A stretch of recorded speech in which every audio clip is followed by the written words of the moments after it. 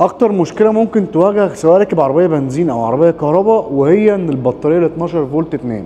زي ما حصل كده بالصحاب معانا احنا في قطر، بطاريه العربيه نامت ليه؟ نامت لان هي غلطه مني، لان انا حاولت امسح العربيه وانضفها وسبت الكاسيت شغال فالبطاريه 12 فولت نامت.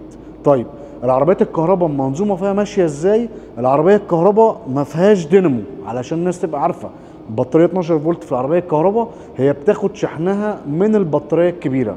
ازاي؟ في هنا حاجه اسمها دي سي كونفرتر. الدي سي كونفرتر ده بياخد الكهرباء 220 فولت بيحولها لكهرباء 12 فولت، بيدخلها للبطاريه 12 فولت يشحنها. يعني من الاخر العربيه الكهرباء البطاريه 12 فولت هي المسؤوله عن كل حاجه في العربيه الكهرباء، يعني هي اللي بتقوم لك كنترول، وهي المسؤوله عن وانت بتفتح العربيه بالريموت، وهي المسؤوله عن كل حاجه 12 فولت تخص منظومه الكهرباء في العربيه الكهرباء. اول مشكله هتواجهك في العربيه البي واي دي السونج ال، وهي ان انت العربيه البيبان زي التسلا والحاجات دي كلها البيبان بتاعتها بتبقى كهرباء. طيب هتقول لي هنا البي واي دي لو انت العربيه قفلت معاك هتفتحها ازاي من جوه؟ طبعا لو جينا نفتح الباب من هنا مش هيفتح. الحل هنا ايه؟ هنا عامل لك في البي واي دي السونج ال، عامل لك هنا لو جيت بصيت هنا هتلاقي هنا زرار مانوال تقدر تفتح منه الباب بتاع العربيه. نفس القصه برضو ورا، لو جينا حبينا نعمل كده فتحنا الباب مانوال من بره، من جوه هنعمل كده هتلاقي الباب فتح معاك. فين الاكره دي؟ الاكره برضو في كل باب هنلاقي اكره مانوال تقدر تفتح منها الباب بتاع العربيه. طيب النقطه الثانيه وهي الاهم، دلوقتي هنوصل وصله البطاريه ازاي في العربيه الكهرباء. في العربيه البي واي دي السونج ال في طريقتين اللي انت توصل منهم العربيه. مبدئيا برضو الشنطه، لو جينا نفتح شنطه العربيه مش هتفتح معانا. ليه؟ لان الشنطه هنا كهرباء، فانت هتضطر تفتح الشنطه من جوه من الكنبه لو انت جايب حاجه في العربيه من ورا من الكنبه. تاني حاجه وهي وصله البطاريه. السونج اللي بقى عشان توصل وصل البطاريه توصلها ازاي؟ دي معلومه برضو للناس المقبله على شراء عربيه بي واي دي سونج ال او معاها سونج ال.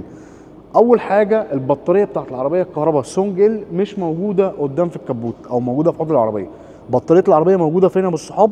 الكنبه هنا اهي، في غطا هتشيله هتلاقي البطاريه 12 فولت موجوده هنا في جنب الكرسي او تحت الكنبه. هتوصل كابلين لو معاك جامب ستارت، معاكش جامب ستارت هتجيب وصل البطاريه وتوصلها تحت الكنبه هنا.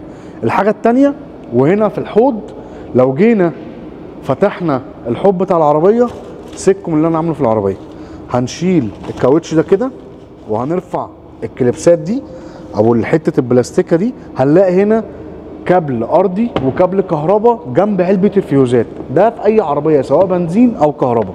فاحنا دلوقتي هنعمل ايه يا ابو الصحاب؟ هنوصل لها وصل البطاريه بالجامب ستارت اللي معانا. بما ان احنا في قطر فاحنا عاملين حسابنا قبل ما نطلع، سواء بقى مسافر او سواء انت داخل المدينه، مهم جدا لازم تخلي معاك جامب ستارت زي اللي معانا النهارده ده، وهو الباور بانك اللي بيقوم البطاريه 12 فولت. ده يبقى معاك في العربيه زي المنفاخ، زي شاحن العربيه. ليه؟ لا قدر الله اي ظرف حصل زي كده هتحط الجامب ستارت وتوصل البطاريه، هتروح معاهم بطاريه 12 فولت، العربيه الكهرباء دارت معاك سواء بنزين او سواء كهرباء. فده مهم جدا لازم يكون معاك. علشان ما تسحلش نفسك في السونج ال، ارفع حته الفبره دي اللي قدام، وضروري جدا وانت بترفع حته الفبره دي تخلي بالك من الكليبسات اللي انت هتشوفها هنا علشان الكليبسات دي ما تكسرش منك. اول ما نرفع كده نقرب مع بعض هنا هنلاقي هنا علبه فيوزات. علبه الفيوزات دي هنلاقيها متغطيه كده بالغطا ده. هنرفع الغطا ده كده هنلاقي هنا مخرج ده كهرباء عمومي للعربيه. مجرد اللي احنا هنلاقي كده نحط عليه الكابل الاحمر اللي هو الكهرباء الموجب، وبعد كده هنحط الارضي في اي حته في جسم العربيه. ما تقلقش لما تطلع شرار، هنحط كده كده انت وصلت الارضي والكهرباء مع بعض في جسم العربيه. دلوقتي هنخش مع بعض العربيه، هنلاقي العربيه نورت زي ما انتم شايفين كده والعربيه دارت. هندوس ستارت انجن، مجرد ما تدوس ستارت انجن ترجع على طول تشيل الباور بانك او الجامب ستارت من العربيه علشان بعد كده ما يحصلش معاك اي مشكله. ضروري جدا وانت بتسافر تخلي معاك الجامب ستارت ده، وضروري جدا قبل ما تسافر تكون شحنه 100% وتكون جايب نوعيه كويسه مش نوعيه مضروبه من اللي بتتباع في السوق. بس دي كده تجربه حيه واحنا في قطر، حبيت كده ايه يعني حصلت بالصدفه. غسلت العربيه وانا بمسحها وبنضفها، فطبعا نسيت الانوار ونسيت الكاسيت شغال وفاتح الكونتاكت، وطبعا العربيه مش دايره، فالدي سي دي كونفرتر ما بيديش كهرباء 220 فولت، ما بياخدش كهرباء 220 فولت من البطاريه الكبيره يديها للبطاريه الصغيره، فالبطاريه الصغيره نامت لان هي ما بتشحنش وهي العربيه مبطله. فضروري جدا برضو كل صيف، ما بين كل صيف وما بين كل شتاء، ضروري تعمل تشيك على البطاريه ال 12 فولت، ضروري جدا تعملها، لان روح العربيه الكهرباء ومعظم المشاكل اللي احنا بنشوفها في العربيات الكهرباء هو بسبب البطاريه ال 12 فولت.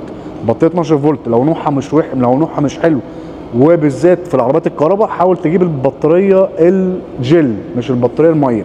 فضروري جدا تاخد بالك من التجربه والمشاكل اللي بتحصل دي، لان البطاريه 12 فولت هي بتعمل مشاكل كتير جدا في العربيه الكهرباء، والناس ترجع تقول لك العربيه الكهرباء فاشله. لا، البطاريه 12 فولت هي عامل اساسي ويعتبر العقل مدبر في العربيه الكهرباء. اتمنى تكون التجربه كده عمليه شفتوها قدامي في العرق في قطر زي ما انتم شايفين، ويا ريتنا ما غسلنا العربيه.